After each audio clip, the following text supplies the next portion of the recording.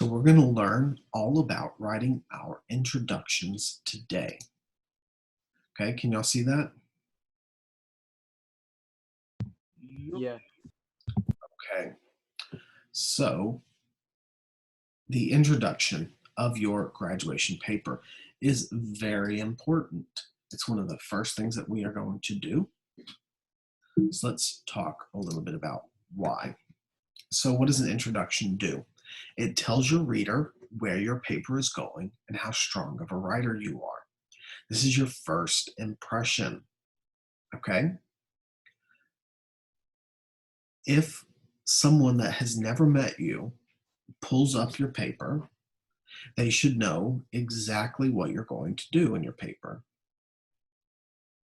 Your introduction should guide your reader to know where the paper is going. I should have some idea of what your argument is, what reasons you're going to use to support it. I may not know all the details. That's what the body is for. But that introduction is going to help me out to know what to look for.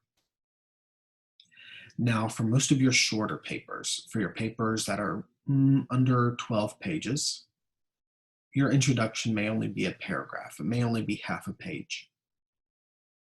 But then when you get to writing longer papers, like 25, 50 pages, 100 pages, your introduction might be several pages long and have multiple paragraphs inside of it.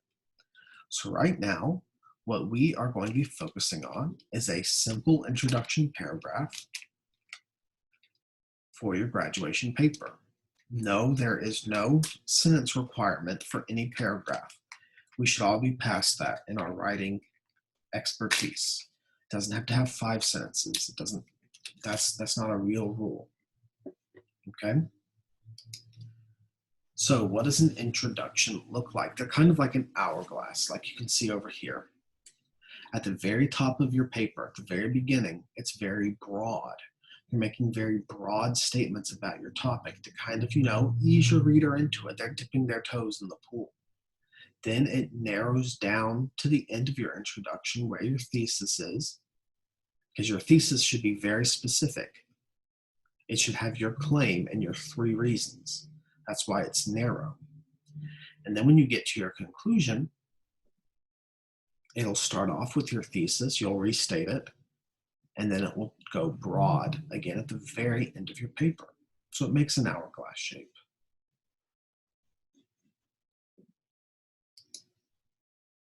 So our introduction outline, let's follow these 3 letters to help us out. A, B, C. We're going to use an attention getter or a hook at the very beginning, then a bridge, then your claim. Okay. So we're starting off with A, an attention getter or hook, B, a bridge or background, and then C is your claim, your thesis.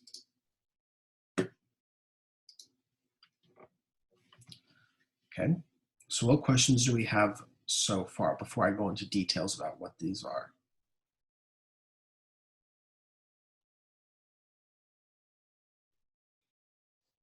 And that'll give us a chance to make sure we get our notes.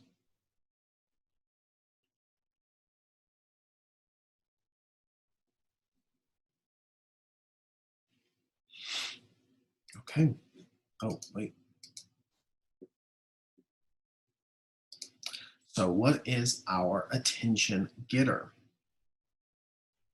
Your attention getter is going to start off your paper right away. It could be an anecdote, which is a short story. It could be a news story. It could be a court case. It could be a story from your personal life. This is where it would be okay to be personal. It could be an interesting fact or a shocking statistic.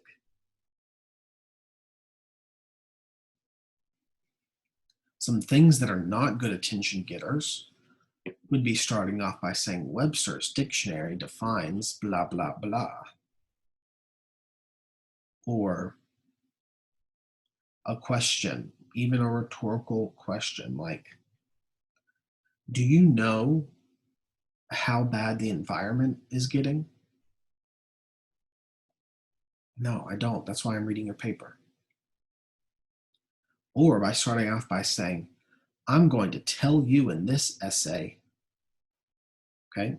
Just tell me. I'm reading your essay already. Just tell me. Don't announce it, just do it. Okay?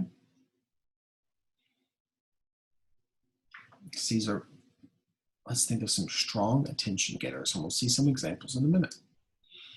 Then we're going to bridge your hook to your claim. So we're going to connect them. What information does your audience need to know in order to fully understand this debate? Does the topic have an important history? Are there relevant court cases? How long has this issue existed? Okay, so all these kinds of things can help lead you into your thesis. Because remember, we started off really broad with our attention getter, and now we're starting to narrow down to the very specific thesis that we have. Is it currently in the news? Does it impact people in our community, nationally or globally? Does it have any relationship or a cause of any other issues in our world? And are there terms we need to know? So we're narrowing it down, making it more and more specific. Because you can't just jump in there with details. It's too much all at once. You have to ease into it.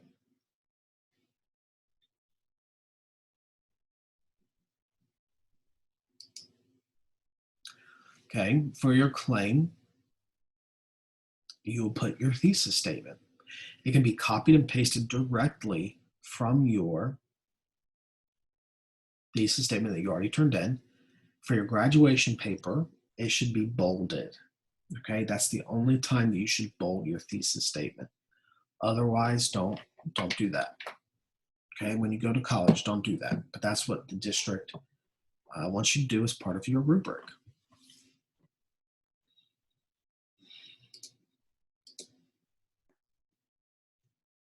So your thesis is the thesis statement that you've already written.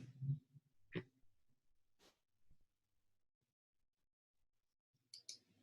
so let's look at an example. My sister wanted to be a high fashion model like the girls in the ads she ripped out of magazines and tacked to her wall. She was tall and beautiful, but she never felt she was thin enough. One day, after passing out in school, she was diagnosed with an eating disorder. This is the thesis. It'll be the same in each of our examples. Although researchers believe that the cause for eating disorders is complicated, media images are one of the main reasons girls, like my sister, develop these disorders. So I have my anecdote up here from personal experience, right? And so in this example, the bridge doesn't necessarily come in between, but you could write it that way. You could rewrite it. Okay, but this bridge connects these two ideas because the thesis is about not just the sister, it's about all people.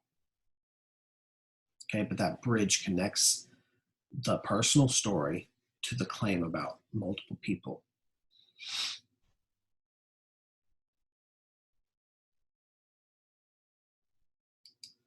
Okay, let's look at this example.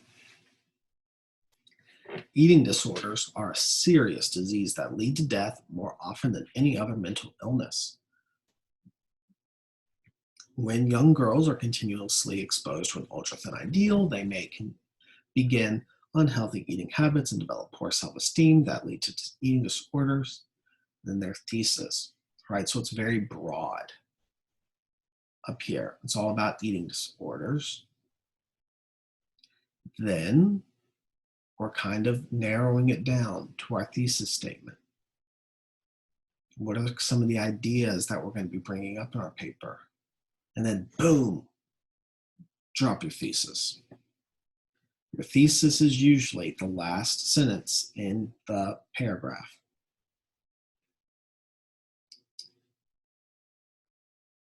Here we have another. Almost half of girls from 5th to 12th grade want to lose weight because of story magazine pictures, but only 5% of American females have the body type shown in most advertising. What do we have here? We have our in-text citation, right? Because you had to do some research for that. In your thesis, and the bridge comes right in here, but you could rearrange it. And that's the thing about writing, is that it's going to be different for every single person.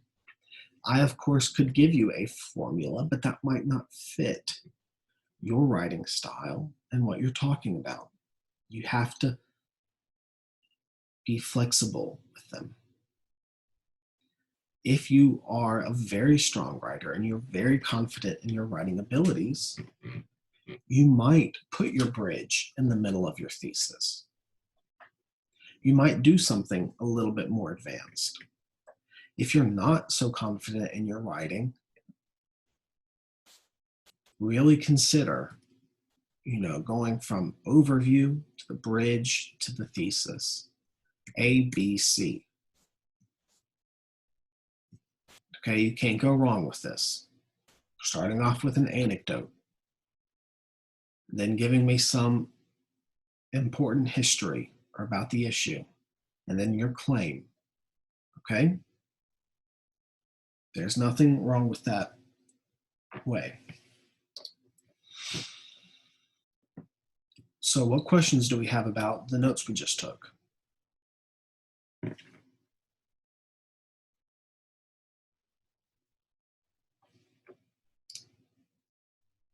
Nothing, Mr. Words. Okay,